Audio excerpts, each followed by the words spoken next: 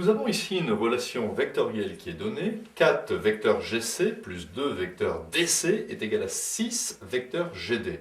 Et nous devons mettre en évidence G, barycentre de C, affecté d'un certain coefficient, et de D, affecté d'un certain coefficient. Je cherche ces coefficients en ayant ici cette relation vectorielle. Il faut que je fasse apparaître le vecteur GC et le vecteur GD.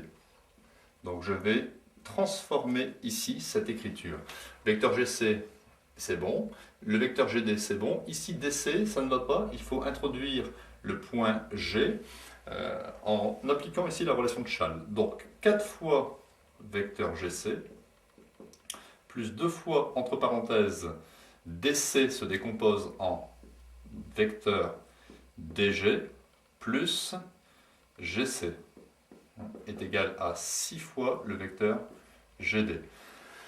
J'obtiens donc ici 4 fois le vecteur GC, je développe, plus 2 fois le vecteur DG, plus 2 fois le vecteur GC, je transpose ici, moins 6 fois le vecteur GD est égal à vecteur nul.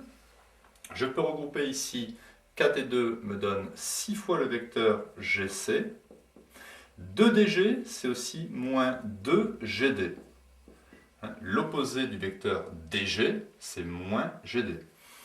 Ici, moins 6 vecteur GD est égal à vecteur nul.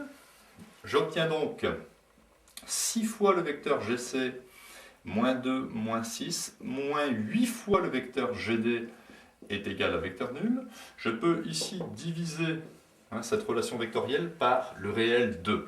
6 divisé par 2 me donne 3 vecteurs GC, moins 4 fois le vecteur GD est égal à vecteur nul. À partir du moment où désormais j'ai une relation qui fait apparaître le vecteur GC et le vecteur GD avec vecteur nul, je peux dire que G est le barycentre de C3 et D affecté du coefficient moins 4.